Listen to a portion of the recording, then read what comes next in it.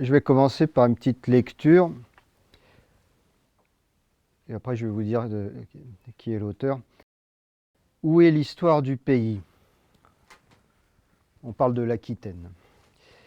Elle est d'abord dans l'histoire agricole, dans l'histoire des différents états successifs des cultures par lesquelles la Novempopulanie a passé de l'état, pour ainsi dire, sauvage à la variété de cultures de toutes sortes de grains, de toutes sortes de vignes, de toutes sortes d'arbres, de toutes sortes de fourrages, de toutes sortes de moissons, qui se montrent dans ces vastes campagnes, charment l'œil, et vont ensuite approvisionner de froment, de seigle, de pannis, de millet ou milleton, comme on dit dans le pays, de maïs, de pois, de haricots, de vin, d'eau-de-vie, de fruits, les marchés de cette vaste province. Dites quels ont été les perfectionnements ou les dégradations des animaux ruraux, notamment les bisons, les mouflons, les navarins. Dites quelles sont les espèces qui se sont réfugiées dans les montagnes et qui n'ont pas reparu. Dites que les parcs des fermes ont des clés les plus fortes,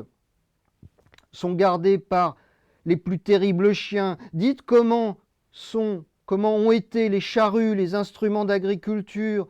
Dites aussi comment a été successivement la face des champs avant d'être comme aujourd'hui, si artistement travaillé, semé, hercé, peigné. Là est l'histoire du pays.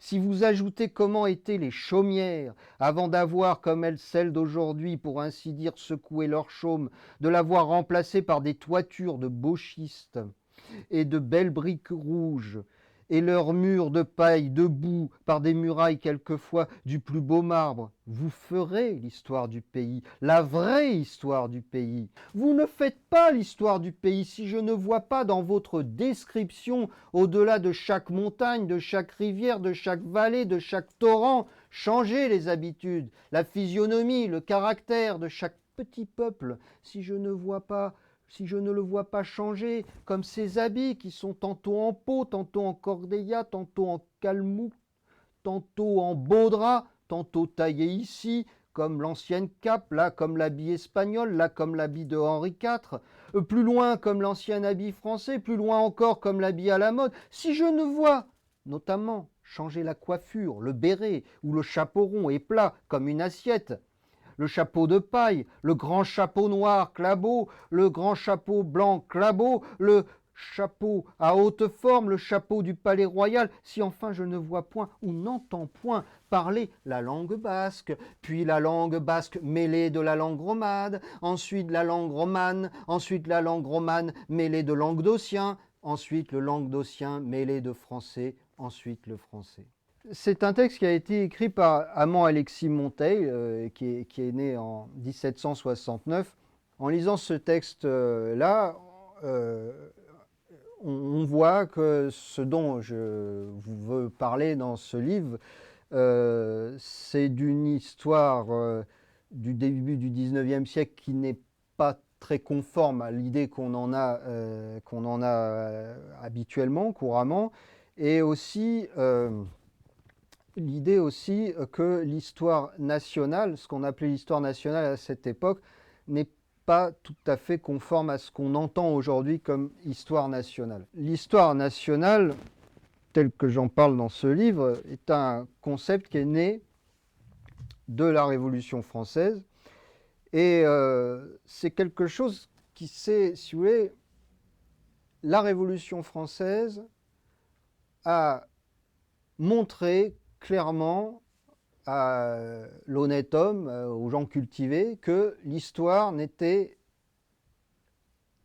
évidemment pas faite par les rois, mais faite par les peuples. Et que donc dans le champ de l'histoire devait entrer tout ce qui a trait à l'activité humaine.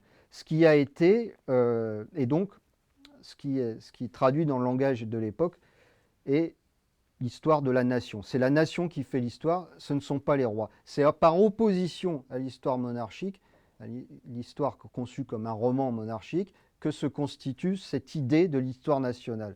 Et quand je parle de la Révolution, parce que dès la Révolution, cette idée apparaît comme évidente. Par exemple, j'ai trouvé un texte en 1793 un professeur de collège qui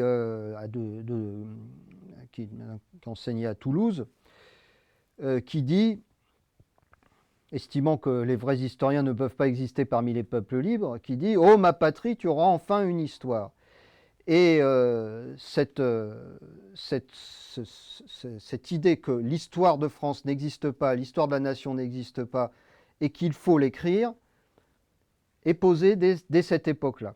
Alors, elle va évidemment s'épanouir après la chute de Napoléon, sous la Restauration. C'est là, que le concept va vivre et va se déployer, même si dès l'époque du Directoire, j'en parle dans le bouquin, on commence dans les écoles centrales, l'équivalent de nos lycées, à se poser la question de savoir comment est-ce qu'on va désormais raconter et enseigner l'histoire.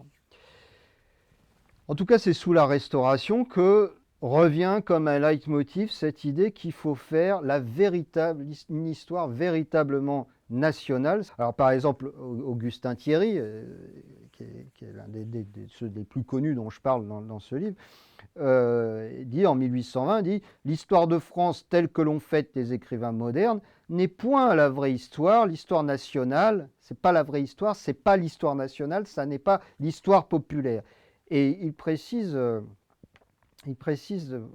manière encore plus claire, le premier mérite d'une histoire nationale serait de n'oublier personne, de présenter sur chaque portion de territoire les hommes et les faits qui lui appartiennent.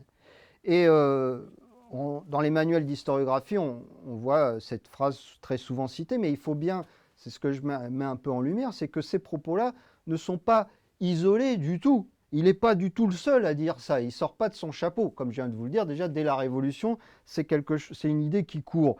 On voit dans ces années de la Restauration, hein, 1815, entre 1815 et 1830, une foule de livres qui paraissent, qui ont pour objet d'écrire, de commencer à écrire l'histoire de la nation.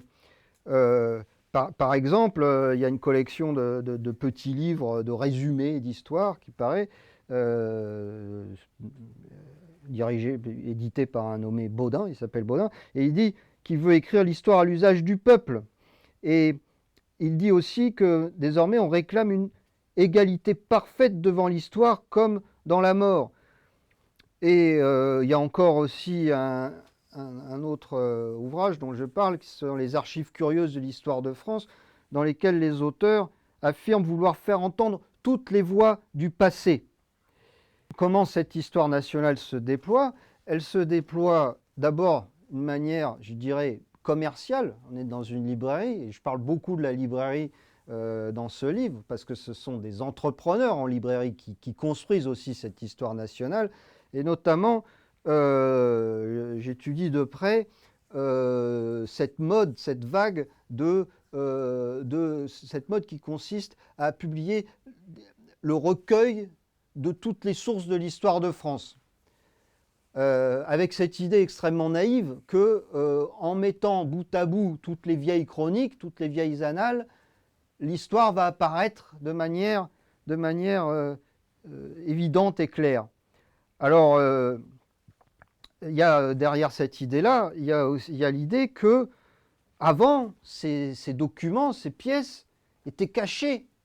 Elles n'étaient qu'à l'usage des académies, des proches du pouvoir, et désormais, grâce à la démocratisation de la culture, et aussi parce que maintenant la nation est propriétaire de son histoire, on va la mettre sous les yeux de tous. Hein. C'est aussi un terme qui revient souvent, c'est maintenant le tiers-État doit faire entendre sa voix. Et alors, en étudiant cette série parce qu'il y en a beaucoup, il y en a une dizaine, voir un peu comment elles sont faites, je me tourne vers le libraire, comment elles se présentent matériellement, à qui ça s'adresse. C'est le travail du libraire de savoir, par rapport à aussi même la présentation matérielle même d'un livre sur un même sujet, nous dit un peu à quel public on s'adresse. Et on voit que ces recueils de documents sont d'un format de plus en plus maniable, pratique. Ça se démocratise. Alors, dans ces recueils de documents, il y a l'exploitation d'un corpus qui est le corpus censé avoir été confisqué par les proches de la monarchie et qu'on vulgarise. Alors ça, il y en a 4 ou 5 comme ça. Et plus on avance dans le temps, plus elles deviennent accessibles. Et puis aussi, parmi ces recueils-là, il y en a qui... Alors là aussi, c'est un phénomène d'économie de la culture, c'est-à-dire, bon, il y a des gens qui se disent, ça marche, donc ça marche, mais je ne peux pas refaire toujours la même série de documents, le Chevalier Bayard, tout ça, etc., enfin, les chroniques de Moncelet et tout. Donc, on essaye de faire autre chose. Donc, on élargit le corpus. Donc, alors on avait dit au début, enfin les premiers recueils disent on parle que des documents en langue française, en français moderne. Alors il y a une collection qui est faite par François Guizot, celui qui va être ministre. Et tiens, pourquoi ne parlerait-on pas de ce qui est encore en bas latin ou en vieux français? Pourquoi est-ce qu'on ne parlerait pas des documents postérieurs? Et puis il y a ces gens que je viens de citer qui, eux, en faisant les archives curieuses de l'histoire de France, se disent « Ah, mais peut-être que dans le fond des bibliothèques, il y a des documents qui ne parlent pas du chevalier Bayard et de tous ces grands aristocrates qui se sont bagarrés, mais qui parlent peut-être justement des petites gens, du petit peuple. Hein, on va chercher le détail curieux qui va nous informer sur une histoire plus profonde, plus large. » Et puis enfin, y a Monteil, dont je parlais, que je citais en ouverture, qui lui va dire à tous ces gens-là, oui, mais bon, les sources de l'histoire nationale ne sont pas forcément dans les archives, ne sont pas forcément dans les mémoires de ceux qui ont écrit. Elles sont dans les archives des notaires, elles sont dans des vieux papiers qu'on trouve chez les bouquinistes à 3 fois rien, elles sont dans les registres paroissiaux. Et lui, Monteil ne va pas publier de recueil. Il va faire des recueils avec les documents d'archives qu'il a achetés. Là, les archivistes d'aujourd'hui, c'est une hérésie pour aujourd'hui, on n'a pas le droit de faire ça, mais lui, l'archivistique étant pas encore constitué, il le prend le droit. Et il constitue comme ça des recueils qui montrent que le recueil de l'histoire nationale ne peut pas être fait, que ça devient quelque chose d'étendu à l'infini. Ce dont vont bien se rendre compte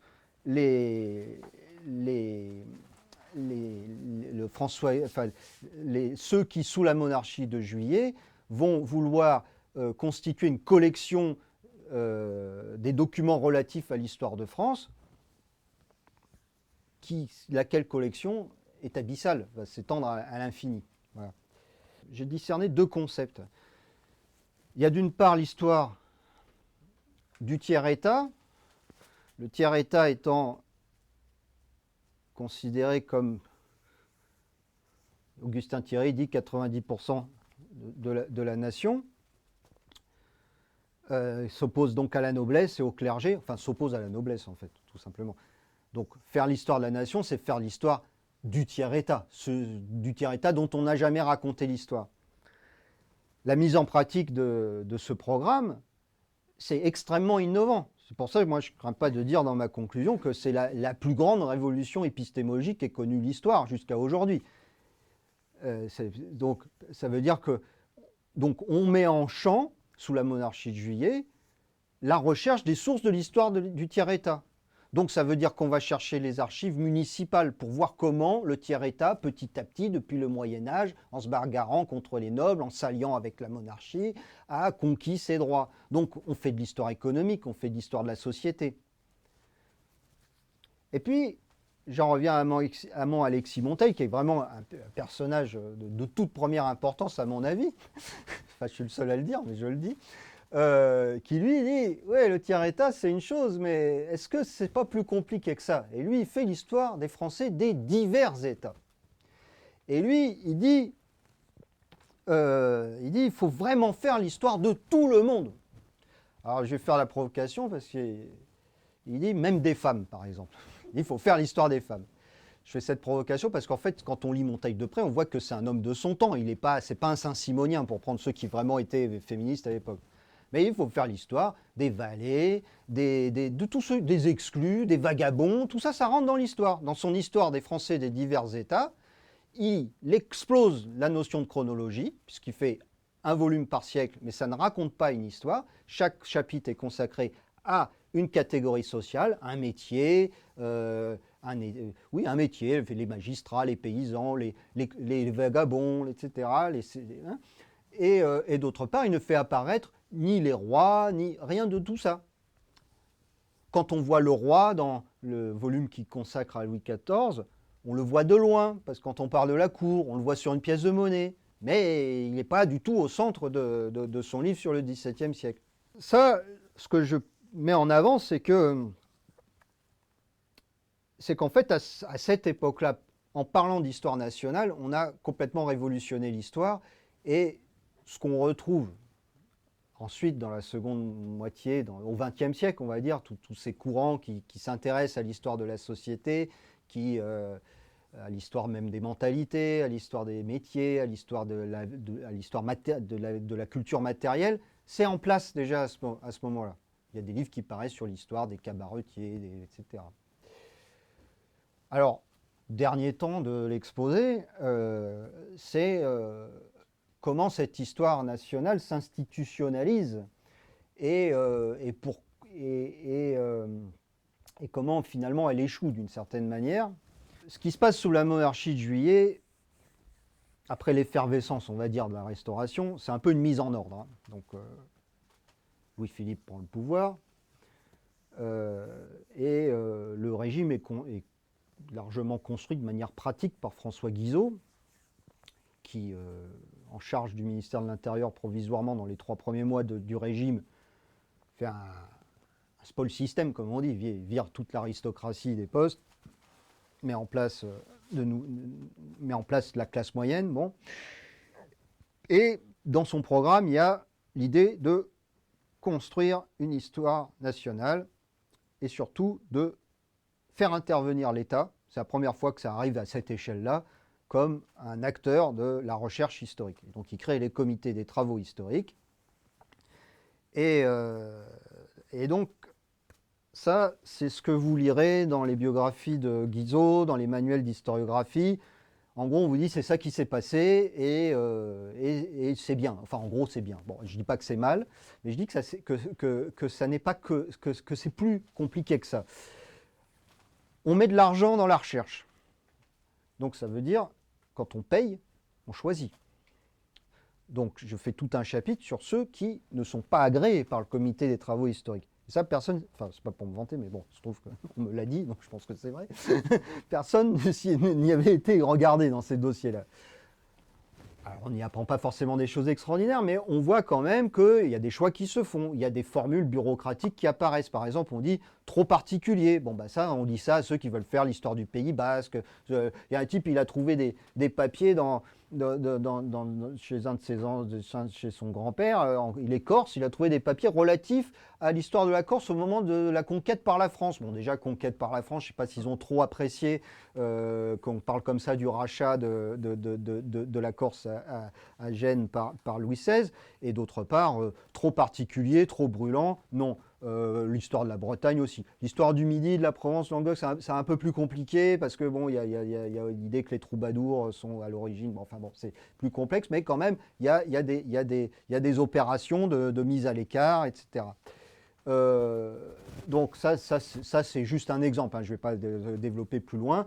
Il y a aussi, à travers les motifs, on voit qu'il y a une petite oligarchie qui commence à se constituer. Alors il y a aussi un autre motif, une formule un peu bureaucratique qui apparaît dans les archives, c'est déjà en cours de traitement. Bon, ça veut dire qu'il y a quelqu'un proche du pouvoir qui est déjà en train de s'en occuper. Donc il faut choisir entre les deux. Donc voilà, donc ça c'est le côté un peu mise en ordre de la recherche, qui a des effets bénéfiques, certes, mais qui peut avoir des effets un peu castrateurs sur l'ensemble du développement de la recherche, puisque à partir du moment où il y a de l'argent, il y a un budget, bon, bah, l'objectif de celui qui fait de l'histoire, quand même, hein, confusément, c'est d'obtenir ce budget.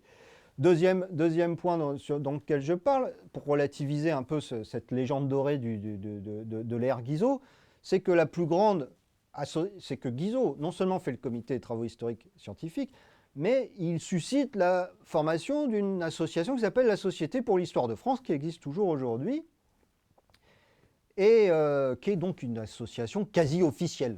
Et à la même époque, mais au même moment, en 1834, dans les mêmes semaines, se crée une autre association qui s'appelle l'Institut historique. Alors on trouve quoi, qui chez l'Institut historique? On trouve tous ceux qui ne sont pas d'accord. Je dis tous ceux, c'est tous ceux. Hein. C'est-à-dire, il y a des socialistes, il y a des fouriéristes, des buchésiens, des saint-simoniens, mais il y a aussi des ultras, ceux qui sont partisans des Bourbons qui ont été blackboulés par Louis-Philippe, il y a des bonapartistes, il y a tout le monde. Et il y a des exilés politiques. Il y a des étrangers, c'est pour ça qu'ils tissent des liens notamment avec l'Amérique latine. L'Institut historique et géographique du Brésil, qui aujourd'hui est une institution au même titre que l'Académie française chez nous, c'est fait sur le modèle de cet Institut historique de Paris dont personne n'entend jamais parler aujourd'hui.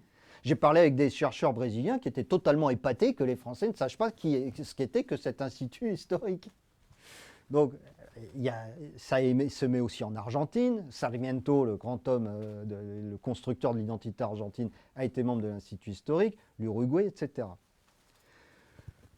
Bon, cet institut historique ne marche pas.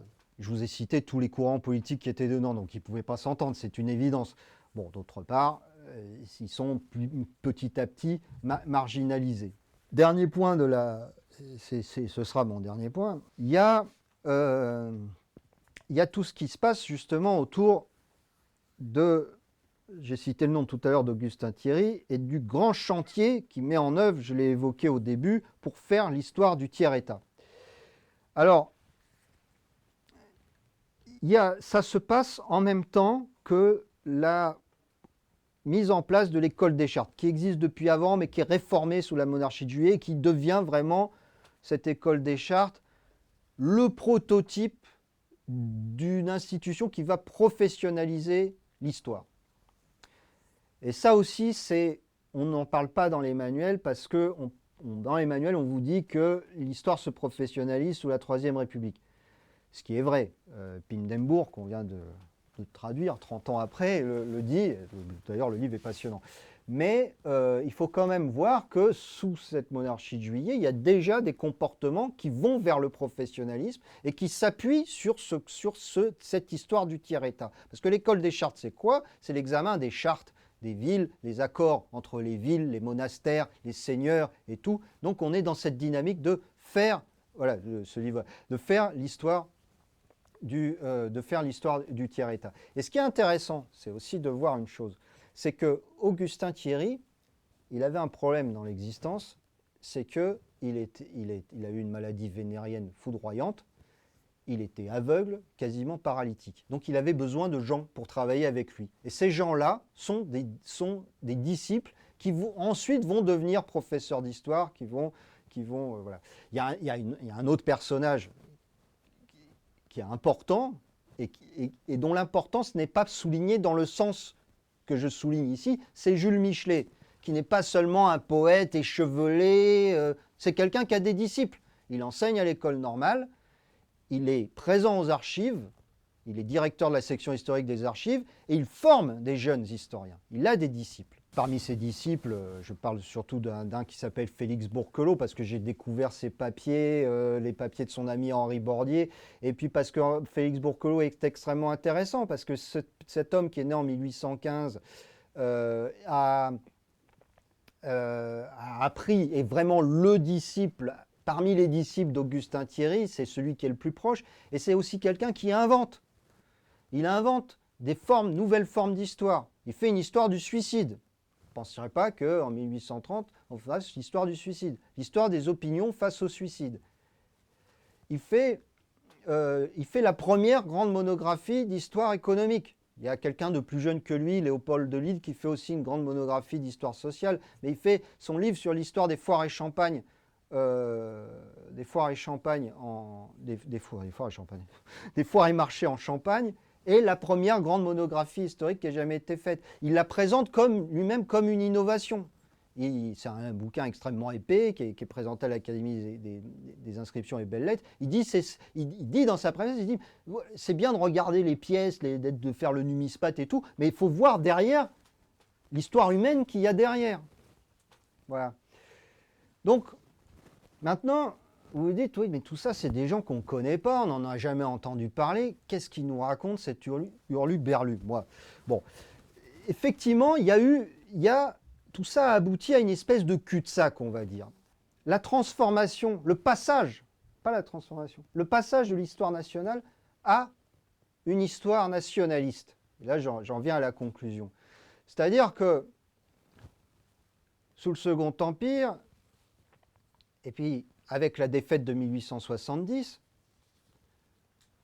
les jeunes universitaires se trouvent sous l'effet d'un choc. Pendant ce temps-là, dire pourquoi on a été si nul, parce que les Allemands étaient meilleurs. Pourquoi les Allemands étaient meilleurs? Bon, ça on le sait, quand on lit des livres sur l'histoire de l'histoire, on le sait. Maintenant, il y a quelque chose qu'il faut aussi observer, c'est que les disciples, des disciples d'Augustin Thierry, qui sont-ils? Ce sont les chartistes des années 1860. Ce sont les disciples de Félix Bourkelot, entre autres, de Quicherat, de tout un tas de gens, qui eux étaient des républicains convaincus, même des ultra-républicains, parce qu'ils étaient républicains à l'époque où personne ne l'était. Mais leurs disciples à eux, c'est l'extrême droite pure et dure. Les chartistes de ce temps-là sont des gens qui sont monarchistes, qui sont ultra-catholiques, etc. Et ce sont ces gens-là contre lesquels se trouvent les jeunes universitaires sonnés par la défaite allemande et qui veulent construire une histoire universitaire dans le cadre de la République. Donc Gabriel Monod, le chef de file de ces jeunes universitaires pour ce qui est de l'histoire, écrit dans le numéro 1 de la revue historique qui va porter la professionnalisation de l'histoire, eh bien, pourquoi on est si nul? Parce qu'on n'a pas d'histoire, on n'a pas d'historiographie, on n'a pas d'histoire universitaire. Et d'ailleurs, nos historiens, c'est qui? C'est Augustin Thierry et Michelet. Mais ils n'ont pas eu de disciples. C'était des autodidactes, c'était des poètes. Donc ils nient toute cette filiation. Ils le nient pour de bonnes raisons, pour pouvoir dégommer, les monarchistes, les catholiques. De là naît cette idée que l'histoire professionnelle, entre guillemets, d'ailleurs, l'histoire professionnelle, là aussi, il faut voir qu'est-ce qu'on entend par histoire professionnelle, parce que dans Pindembourg, que j'ai relu, parce que j'avais lu en anglais il y a longtemps, ce qui est très intéressant, c'est de voir que l'historien professionnel de 1880, c'est plus tout à fait le même en 1910. On voit dans les rapports d'inspection, et c'est sûrement pas le même qu'aujourd'hui. Hein. Donc tout ça est assez relatif. Le Félix Bourkelot, dont je vous parle tout à l'heure, finalement remplit tous les critères pour être considéré comme professionnel, par le rôle social qu'il joue, par le sérieux avec lequel il mène ses recherches, etc. Donc voilà. Donc c'est pour ça que l'histoire nationale ayant été en quelque sorte abandonnée, l'histoire nationaliste a pris le dessus. Les champs de curiosité de l'histoire, je schématise, je le dis, se sont rétrécis. Certains pans de l'histoire nationale qui sont nés de l'innovation du 1er 19e siècle ont été évacués de la faculté d'histoire qui était en train de naître. On fait de l'histoire économique sous la Troisième République, mais on l'a fait dans les facultés de droit. Hein. On fait de l'histoire de l'hygiène, c'était un grand sujet, notamment à l'Institut historique, l'histoire des maladies, l'histoire de la folie éventuellement, on fait dans les facultés de médecine. Il y a des vraies thèses d'histoire à cette époque-là, mais qui ne sont pas de la faculté de lettres. Et on connaît l'exemple de Labrousse, le fondateur de l'histoire économique moderne. Sa première thèse, c'est une thèse de droit. Et celle qu'il fera en 1943 à la faculté de lettres marque l'entrée de l'histoire économique dans le champ de l'histoire académique universitaire. Voilà comment je peux résumer toute cette affaire-là. Et je pense, c'est vrai que le livre que j'ai écrit, c'est de l'érudition, on va dire. Hein. On rentre dans plein de détails, on découvre des personnages, il y a des portraits et tout. Mais peut-être que ça peut être intéressant un peu de se souvenir de ce projet, et notamment, je dirais, dans les débats actuels, on voit s'étriper ceux qui pensent que si on raconte plus la bataille de Poitiers, ça y est, la nation est morte, et ceux qui pensent à l'histoire monde, qu'il faut tout, qui dilue tout. Peut-être on peut repenser, je ne dis pas revenir, mais avoir un peu en mémoire cette histoire qui, comme disait Augustin Thierry, cette histoire nationale qui ne doit oublier personne. Voilà, je vous remercie.